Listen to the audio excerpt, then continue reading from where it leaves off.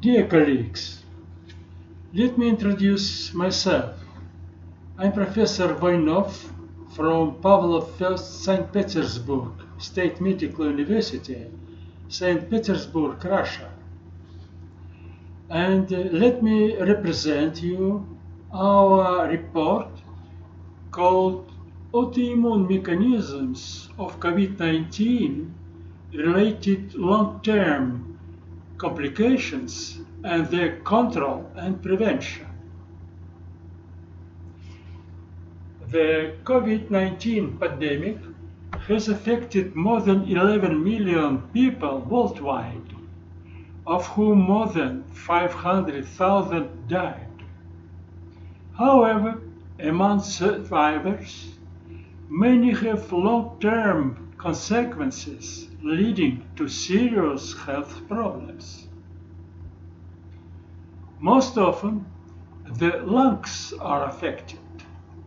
In severe cases, acute respiratory distress syndrome develops, toxic pulmonary edema with severe and difficult to correct respiratory failure, which even requires extracorporeal membrane oxygenation. In this coronavirus infection, many toxic substances are accumulated in the blood, leading to the cytokine storm.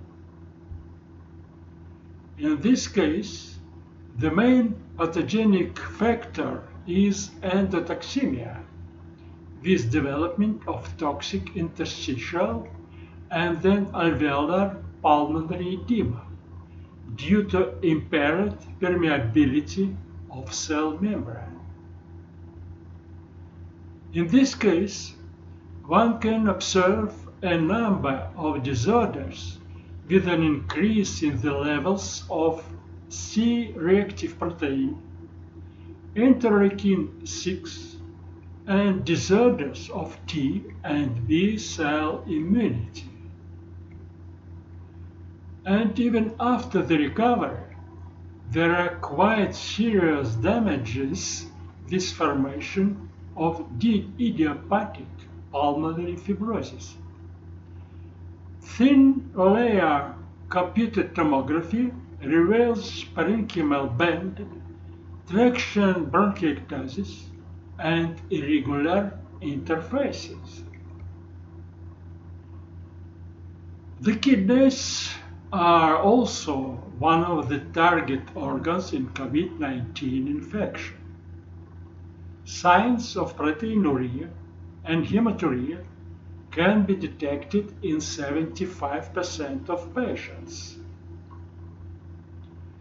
Moreover, in 52% of patients requiring mechanical ventilation, acute kidney damage develops within 24 hours after intubation. Mortality in this case reaches from 30 to 70%, despite the renal replacement therapy. The predisposing factors are diabetes and arterial hypertension, as well as previous chronic liver and kidney diseases, which is accompanied by higher mortality up to 53%. The kidneys with damage to both the glomerular apparatus and the tubular epithelium with significant disorders of their function requiring renal replacement therapy are also the subject to toxic damage. These disorders are associated not so much with the direct viral damage, but with the inflammatory immune response of the body, with the release of a number of cytokines and complement, which contributes to development of vasculitis, causing kidney diseases such as NCA vasculitis and glomerulonephritis. Kidney biopsy sometimes shows a true crescentic proliferative glomerulonephritis following the recovery. The earlier studies of acute kidney injuries of different origin show the mortality rate during the first year to be 23% after the discharge from hospital, and during the second year it increased by 7.6%. That in total, with the hospital mortality rate accounts for 65.7%. These findings can be easily extrapolated to the current situation with COVID-19, and they once again prove plasma exchange to be advisable as the first signs of impaired kidney function in order to avoid a critical degree of their damage and to prevent the following complications. No less serious are the neurological complications. Many patients are concerned about myalgia and headaches up to the development of Guillain-Barré syndrome. Coronavirus has a certain affinity with the elements of the central nervous system. Expression of angiotensin-converting enzyme 2 affects glial cells and neurons, which can also determine post-infection complications, including depression, encephalitis, dementia, and even strokes.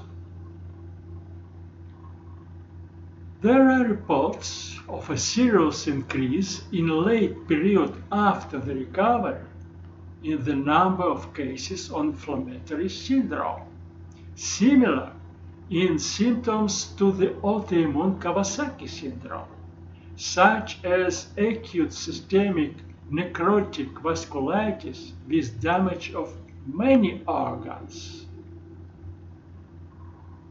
Activated T and B lymphocytes, macrophages, and mast cells secrete toxic cytokines and immunoglobulin G and A, the main factors of autoimmune diseases. In 20% of patients, a cytokine storm caused by T lymphocytes and monocytes contributes to the vascular endothelium damage affecting the myocardium with arrhythmias and heart failure. There is much evidence proving the autoimmune nature of such late complications after COVID-19 infection. One of the factors contributing to them is the structure affinity of the virus antigens and the human proteins. The severity of the caused complications makes it necessary to take serious measures to rehabilitate such patients even after their recovery. Given the autoimmune nature of these complications, it is most appropriate to use plasmapheresis to remove not only autoantibodies and cytokines, but also many other toxic substances that have accumulated during the illness, including hepato and nephrotoxic drugs.